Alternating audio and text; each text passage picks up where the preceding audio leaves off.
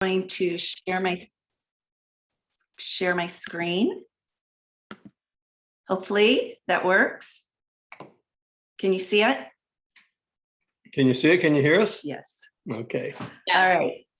So today we're going to be talking about optimizing your surroundings. And some of you have already talked about how you've been doing that by going on vacation and restaurants, and Paul talking about how he handled his surroundings at the restaurant. Yeah, I want to start with a quote by, of course, Dr. Wayne Scott Anderson. It says, relationships are critical to everything that we do in life. We are hardwired to be social, and our connections, our belongings, our attachments to the people is one of the most fundamental of human needs. This connection not only serves us on our journey to health and well-being, it's essential in living a longer, healthier life. And I think what Dr. Anderson was trying to illustrate here is that we are relational beings. We are on this earth as God's plan to relate to one another and to be a part of an environment that is relational, that we have people in our lives that we are going to bring into our lives, and they're always going to be here, but we do have to have a plan on how it's going to be the best laid out. Oops. Now, here we go again. What? Oh, wait. There we go. There we go. Technology. So our behavior is extremely dependent on our surroundings. Our family, friends, and coworkers have a tremendous impact on how we act. They influence on how we eat, how we sleep, how we handle stress, spend our free time, and enjoy our careers. And you know, that influence can either be positive or it can be negative. And so that's why it's so important to have this circle of friends that are supportive of us and lift us up. Okay, if we keep like-minded people around us, it becomes a very powerful motivator for us. One of the most important things that we can do on any journey is, especially a health journey of this type, is make sure that we surround ourselves with people of the same mindset, people that are motivated to be positive, people that are always going to speak life into you and not talk death into you. You want people that are always going to be there to give you support, and they're always going to say, hey, you're on the right track, you're doing great, keep it up, keep going, this is going to work. That's why it's so important that you keep positive people that are on the same track as you in your life. Mm-hmm. So you may have seen this above and below the line, and we've talked about it before in element 4 of mindset, and I think emotional eating. And the open or above the line is when you're open, you're curious, you have that growth mindset. And below the line is when you're close, defensive, and that's where all the drama happens. So think about 5 people that you spend the most time with. Could be coworkers, it could be family, it could be people that we socialize. And are they above or below the line? Is there always drama surrounded with those people? Yeah, they say that you're going to be an average of the 5 people that you spend your most time with. You're going to have that same type of mindset, that same type of character makeup. It's just nature. Yes, and so, you know, as you're developing those habits and you're working through your health journey, you know, maybe you haven't developed those routines and they haven't become that lifestyle yet. So are you going to be strong enough to be a positive influence rather than letting them pull you down? Very good. Okay, 2 operating systems that Dr. Anderson talks about. One, hot or go, which is emotional brain. There's no thinking, high, quick reactions. It's below the line thinking. What's some examples you had for that? So it could be that maybe a coworker said something to you and you took it the wrong way, and then you ended up, you know, stressing out over it. And then this is where a lot of emotional eating happens here. You're not thinking through it. And a lot of your teenagers and your toddlers respond this way. So they just do it without thinking. And a lot of it is because of our ego, that we just assume things. Very emotional brain, very emotional Or thinking. it could be maybe you've asked your teenager to clean their room by the time you got home, and you get home, it's not clean. And rather than stopping and talking about why they didn't clean their room, you just start yelling at them. You know, as a counselor, I heard these stories all the time, these interactions between parents. And then maybe it just turns into a full-blown fight. So that's. Yeah, and very emotional thinking. Or you have the cool or no. It's run by our thinking brain, and it gives us opportunity to have meaningful conversations. It's a habits of health default state. It's our goal. It allows us to thrive. So with the cool or no thinking. Yeah, that's when you're going to take a pause before you react and try to think from the other person's point of view, maybe what's going on with them. Maybe your son or daughter had a really bad day, or they had to stay after school and that's why they didn't get their room clean. Or maybe with the coworker, maybe it wasn't about you at all. So, you know, just stopping and trying to understand where they're coming from. Yeah, some of the things that can help you stay above that line, some ideas, especially whenever you're dealing with those relationships, like great examples that you gave there. Because if you can do some of these things and learn to practice these tips, stop, challenge, and choose has been one of the greatest tips I've ever come across. And that was Dr. A's, stop, challenge, and choose. If you can do that in eating, you can do that in relationships with your children, with your family members, your mom, your dad, whomever, but stop, challenge, and choose how you want to respond to that stimulus. And of course, in this program with the Habits of Health program and eating and such, very important to be able to stop, challenge yourself on what you've been presented with here, the stimulus you've been presented with. Do I really need that donut? Am I really going to throw myself out of fat burn for just one moment of good tasting food that probably isn't going to taste that good when I get done with it? Or am I going to challenge myself to pick a better choice and choose better? You learn to do that enough, it becomes a habit that it's just automatic. Immediately sense your breathing. This is one of my favorite ones too, because I'm a big conscious breather. I like to take a moment just to breathe. And when I work with students and such in the school, at the college and such, and they're nervous and anxious, and I practice breathing. Let's practice breathing. Cool down before you speak or act. I like this one because this is an opportunity for you to know that if it's a hot topic, it's a hot button, something that pushed your button, take a moment. Take a moment to get your head together, get cool before you ever speak. Take a drink before speaking. In all the presentations that I make, you see, I keep a bottle of water with me most of the time. I'll take a drink before I start talking. It seems to calm the body. It seems to calm the mind. It seems to get you in a better state to be able to speak and also respond. Think about how you're responsible to improve your health. Okay, this is important too, because stand above that line. When you respond, is it going to be something that's not only going to improve speaking life into the people or the person that you're working with, but is it also going to be a response that's going to improve you, yourself, your own health? Think about that. Count to 10. This is one we've always told our children to practice. We've learned to practice it ourselves probably when we were younger. It still works. Still works. Count to 10 before you make that choice. Going back to stop, challenge, and choose. Maybe you just count to 10 before you make that choice, and then sleep on it. Sleeping on it has always been one of the greatest factors out there for improving that above the line health. Practice gratitude is one of my favorite, because if you practice gratitude, it changes your attitude, and we all know how that works. If we can give pause to just think about those beautiful things that we live with, the blessings we have, recognize that there are much more opportunities to be thankful than there are to be negative on anything, and be open, curious, and desire growth when challenged. Another very important tip, because this is going to be part of life all the time. People are going to challenge you. People are going to ask you about this program. Why are you doing this? It doesn't make any sense. You're going to eat, 6 times a day? What are you talking about? How are you going to do that? Be open, be curious. Why are you asking me? Why is that important to you? And you're going to have that challenge that's going to help you stay above that line and grow. Yeah.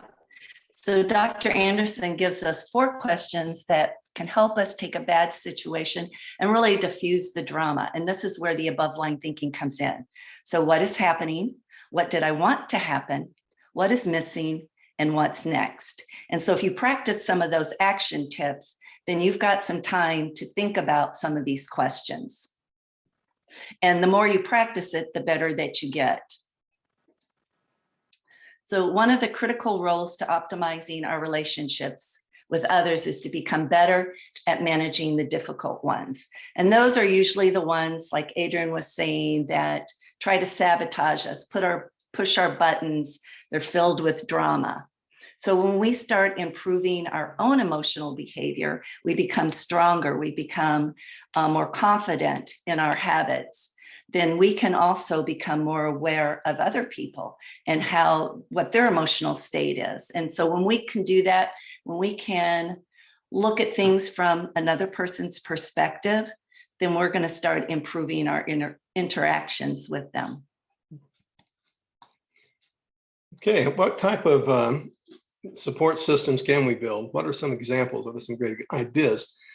Exercising with a friend is the first thing that comes to mind, because again, we're relational beings. We need the companionship. And if you can find like-minded people that'll actually go and work out with you, exercise with you, joining some type of healthy group, gym, YMCA, that's a great starting point, because there you're going to meet a lot of like-minded people. You're going to you introduce yourself to new people. And you're going to be around people that are also thinking more about getting healthy themselves. Walking with your neighbor, walk your dog with a neighbor. I think that's a great idea. You know, some that live in neighborhoods where they have dogs and such, and they want to get out and walk. That's just an easy opportunity to have a shared relationship. Also at parks, I see a lot of people out walking their dogs at the park. Yeah, the park you're going to be walking in later, you're going to see a lot of dogs and people. And that's, you know, go to the park, walk, just get out in the beautiful sunshine, have some gratitude, you know, change the attitude and smile and talk to dogs for a little bit even. You want to develop a healthy type hobby. Maybe you want to go biking, learn to, you know, take out a bike, hike, you know, hike. I love to hike. We went, you know, we can talk about that all the time. Matt and Suzette, we've gone places and hiked and with Denise and Tom and such. It's what a beautiful opportunity.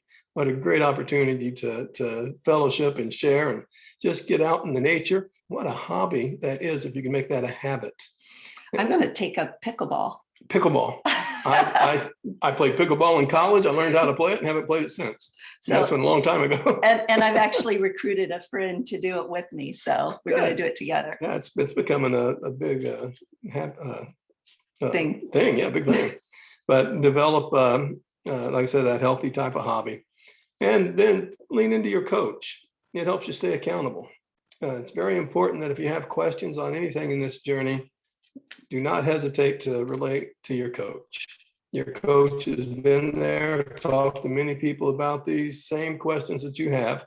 And if you lean into them, it'll help you stay accountable. When you have a question about, you know, should I go to this restaurant maybe, and should I try this? We get this all the time. And I'm sure everybody else does as coaching. But yeah, I welcome those questions. I enjoy that conversation. And so lean into your coach. They will help you stay accountable. And then this, like we're on right now, the community, the Habits of Health community. Get online, take a look at the websites, take a look at the Facebook page, and see what other people are saying and thinking and talking about. It really helps just to lean into that community. Mm-hmm. Just like Denise was talking about her client, Rebecca, how she's leaned into all 4 components of this program. And so that's really helped her and strengthened her health journey.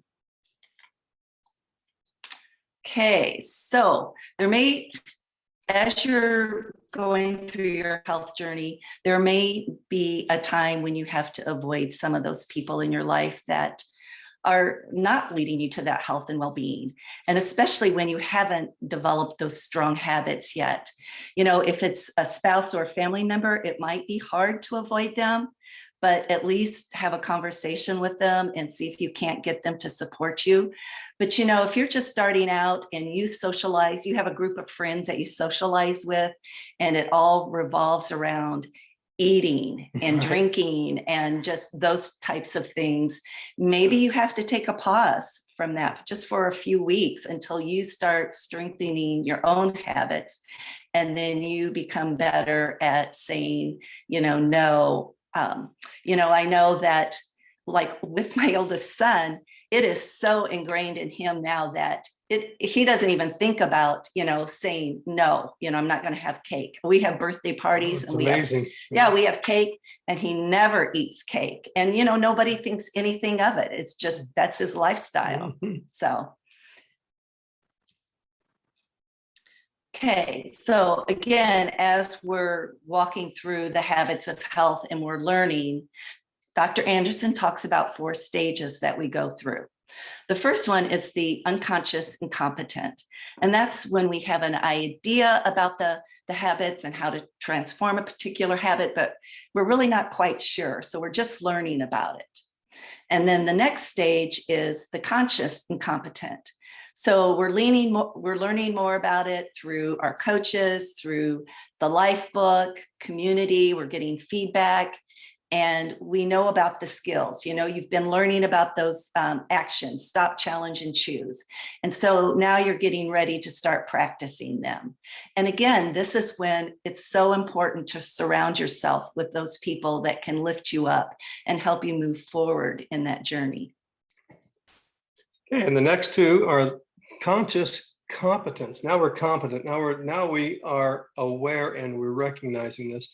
Conscious competence means that we have developed these skills, learned these skills with the support of a coach.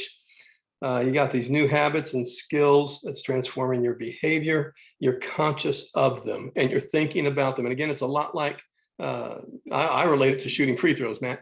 Whenever you're teaching someone to shoot a free throw, whenever you're learning to shoot a free throw yourself, you think your way through it. The whole thing is so mechanical. It's like, okay, this is what I got to do next. Here's what I got to do next. This is the order I have to do things in. That's the conscious competence. You have to think your way through it.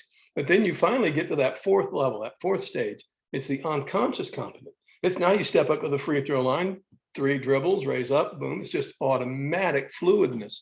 And that's what Dr. Anderson's talking about here. When you finally reach that unconscious competence stage, you're developing a habit that's going to be a lifelong habit. It's going to continue to keep you on track without even thinking about it. You know what you need to do. You know how to stop, challenge, and choose. You know the behaviors that you need to make. You know the choices you need to make. And you do those things without even thinking about them. It's the point we all get to eventually. I promise everybody gets to the unconscious competent stage. It just takes a minute when you work into this program. And then other ways to improve your surroundings. Again, you're going to go out to eat. You're going to go on vacation. There's going to be opportunities for you to be around fellows. You're going to have those relationships. You're going to have the surroundings, though, that might tempt you to get off track. Restaurants, if you're going to go to a restaurant and you have a choice, choose ahead of time. Choose it in advance. Think about the ones that you're not going to be so tempted to have a cocktail before you eat, because we do find that if you have a cocktail before you eat, you usually order bad off the menu. Usually, well, I've already blown it. I'll just go ahead and have some whatever now. And think about it. You're 3 times more likely to order something unhealthy in these type of restaurants, the fast food restaurants especially.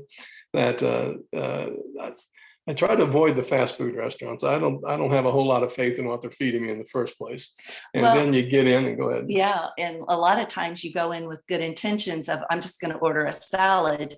And then you get in there and you smell the French fries, and it's just too hard. It's pretty tempting. So try to avoid those, especially whenever you're on program and you're looking to make sure you stick with program to get yourself to your goal.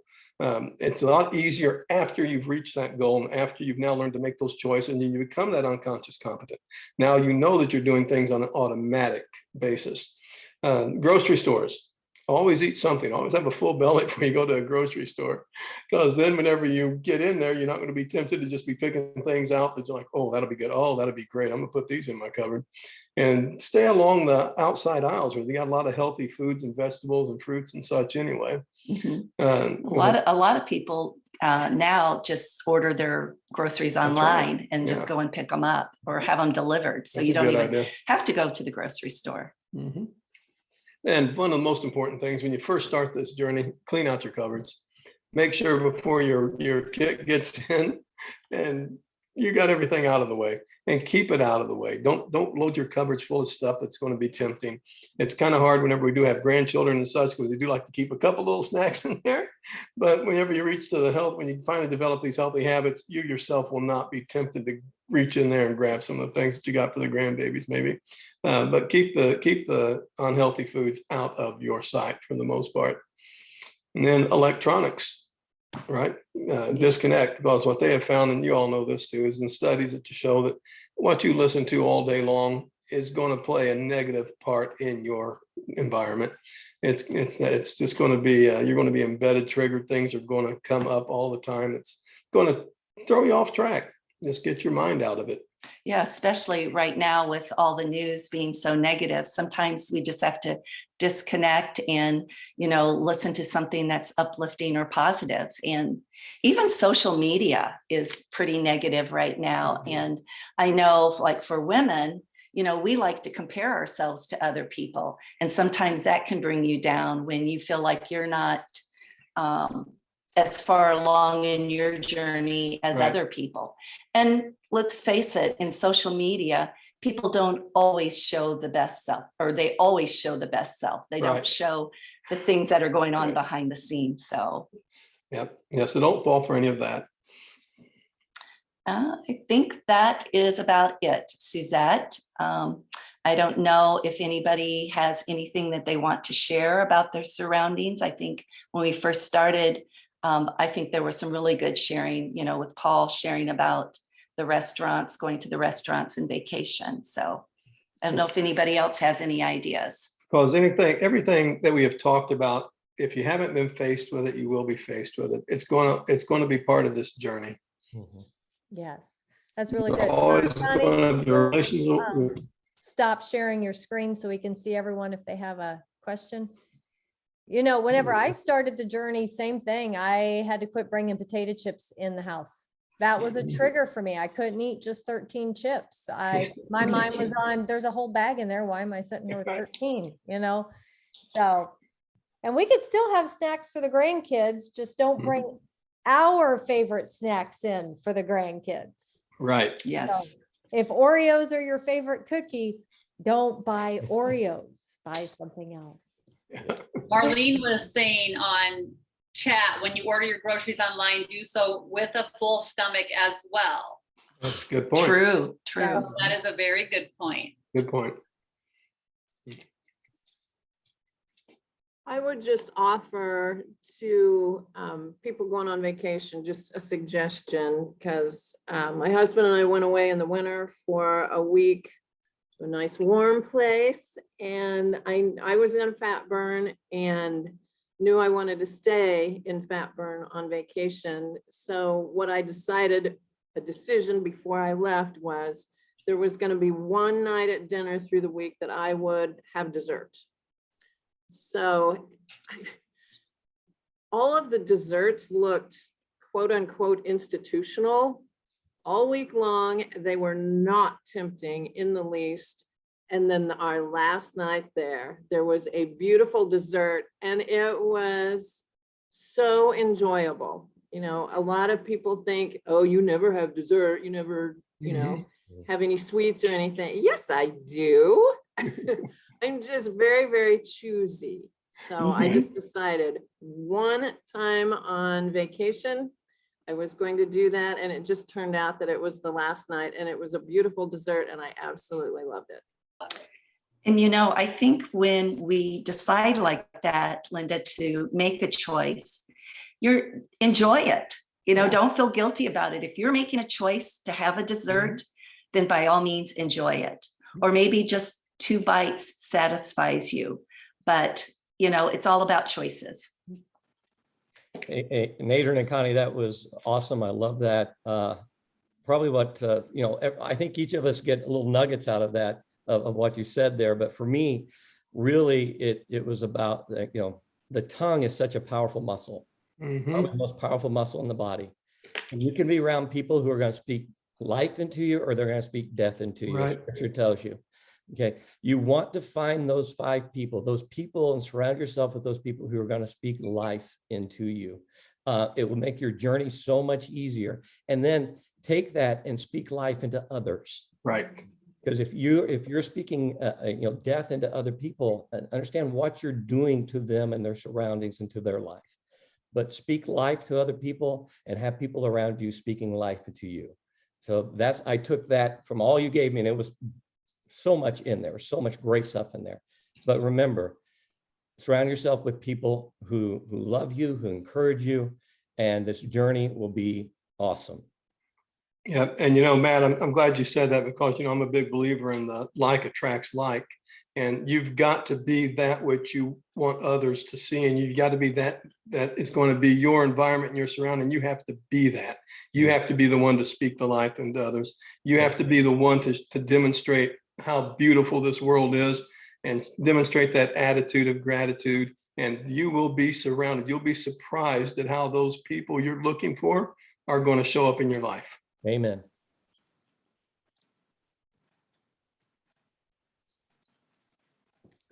Wow. Well, thank you. It was great. I hope all of you enjoyed it as well. And I hope everyone has a fantastic weekend. And we look forward to, yeah. I was just gonna say, should we give one last chance to that person that's sitting on here scared to talk? Because there's one of you on here, I know that for sure. Does anybody just want to come off mute and say something that has been on your heart, but you're scared to say? Listen, there's 25 of us on here, or 26 of us on here right now. We're just one big happy family. And I'll even stop recording. So